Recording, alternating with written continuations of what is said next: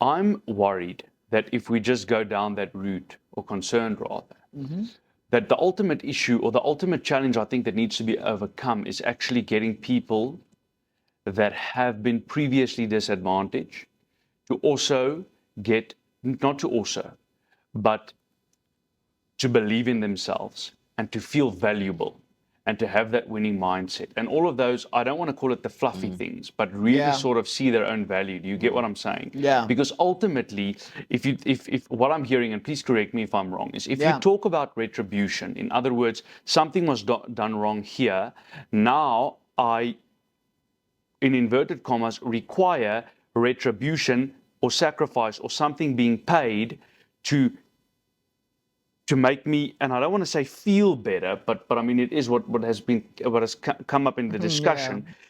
I'm worried that getting something physical is not going to actually attend to that problem. No.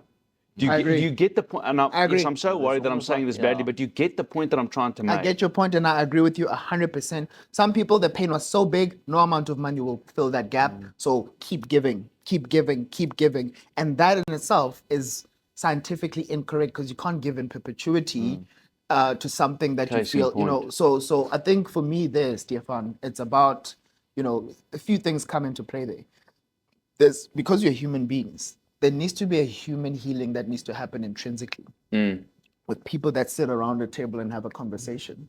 You know, I mean, for me personally, I've got a therapist, I've got a lady that I speak to about my childhood traumas, about my personal things that I struggled with. And she's given me the tools to process things. I mean, if I can give you an example, I went through something when I was in high school, and it was something that was traumatic to me. And when I went through this thing, you know, obviously life happened, you react, you get triggered and all those things. And when I mentioned some of the things with my therapist, she said, you know what? How about you write a letter to your younger self and say, how are you doing? What's happening? And you respond from that younger self of you to your adult self about the emotions you felt at the time and the trauma you experienced. And then you have this dialogue where you now process your individual pain as an adult so that you can deal it and understand it and then show up. When that trigger happens, you're no longer responding as a teenager. You're responding as a 30-something adult that's like, you know what?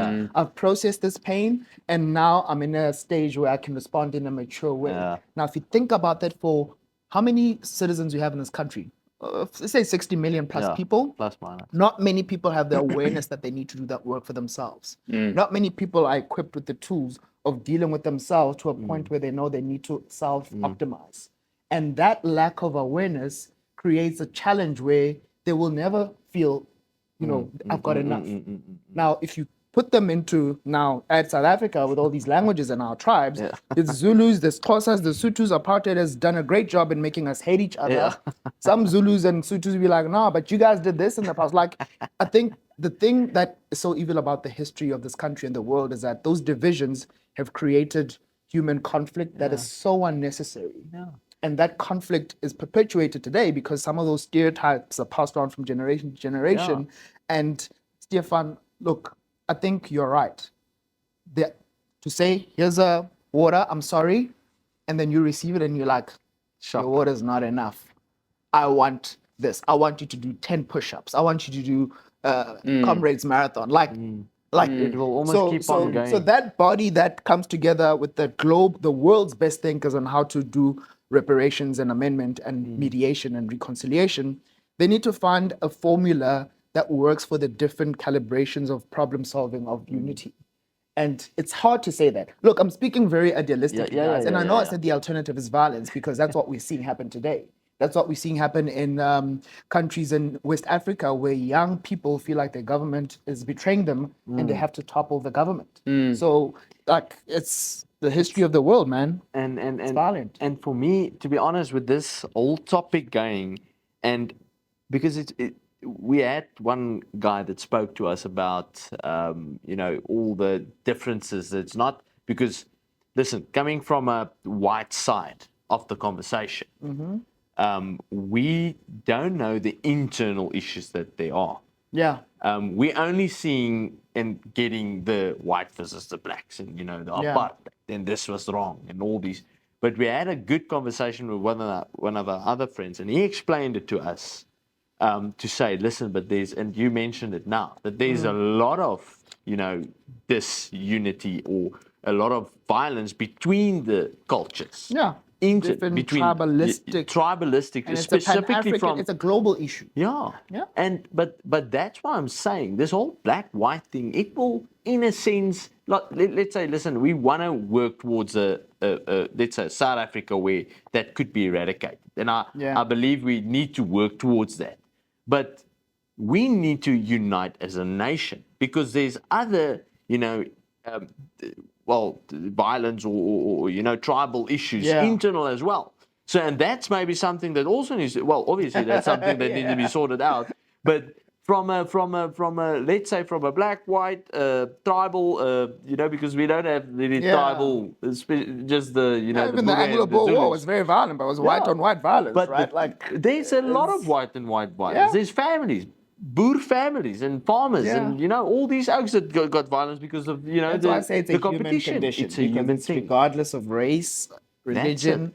It's a human condition that needs an intervention that makes sense. I truly believe, Darby, that if we have something that the nation can believe in, and that's why I love the thing of the winner. That's something I'm going to keep with me, is to stir that winner mentality. And is to maybe drive that something, because we'll get to a place where we're going to start really driving some of these things.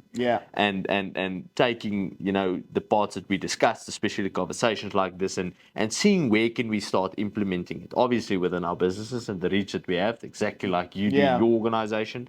So for me, it's clearly that there will be some parts where people want to stir and not have unity within a nation. Maybe Russia will come, or I don't know who, but some nation will come and try to, or the United States, I don't know.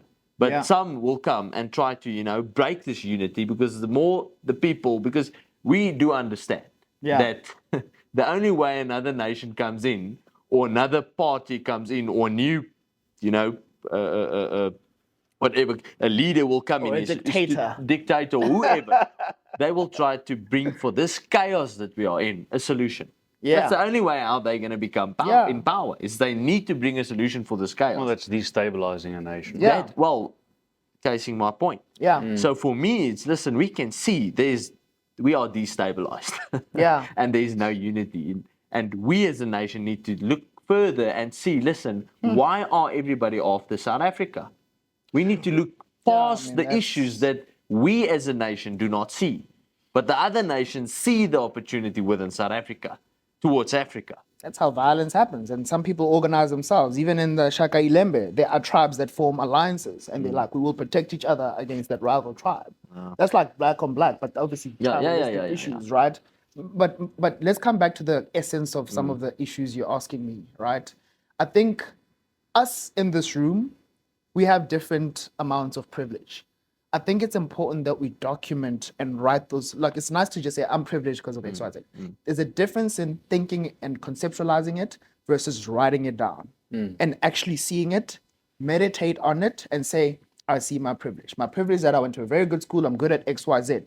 The thing about reparation and doing good to other people doesn't always have to be money. It could be your time to say, you know what? I'm very good at this skill. As my way to show that I want to sort of give back for my ancestors' sins, I will go to that school there and teach them maths. And guess what? I will do anything I can to facilitate tools, knowledge, and things to make those kids their benefit. I think as a human being, knowing what you're good at, look, you could say money, but money is finite. Time is also finite, by the way, but you need to think about how do you divide your privileges into things that you can contribute to make you feel like, you know what? I'm playing my part here. How about my fellow man and woman who's also privileged to say, let's come forward and make this